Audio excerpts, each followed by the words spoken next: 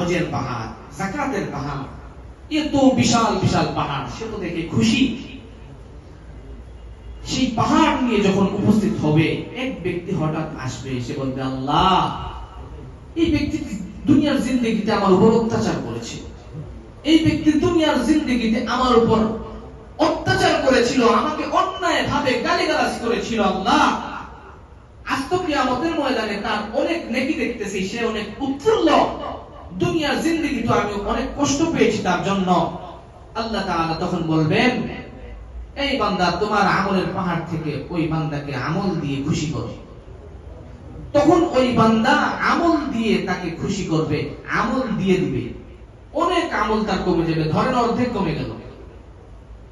কারণ দুনিয়ার জিন্দেগিতে 1 টাকা যদি কেউ আত্মসাৎ করে, আখিরাতের টাকার কোনো, ওইখানে টাকা চলে না। আপনারা দেখেন না, বাংলাদেশের টাকা কি লন্ডনে চলে, বিদেশে চলে? চলে না। বাংলাদেশের ভিতরেই আপনারা এক দেশের টাকা আরেক দেশে চালাইতে পারেন না। ওই দুনিয়া ছেড়ে যখন পৃথিবী তামা তামা হয়ে যাবে, পাহাড়গুলো উঠতে থাকবে, সমস্ত পৃথিবী একদম সমতল হয়ে পড়বে, ওই সময়ে কি কোনো ধরনের কোনো টাকা পয়সার লেনদেন চলবে?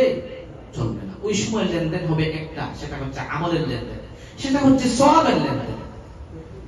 আরেক ব্যক্তি আসবে, এসে বলবে, আল্লাহ, পৃথিবীর জমিনে এই বান্দা আমার উপর অনেক ধরনের অত্যাচার করেছে, যেমন ধরেন আমার কিছু টাকা সে আত্মসাৎ করেছে, আমার ঋণ নিয়েছে, নিয়ে আমাকে দেয় নাই।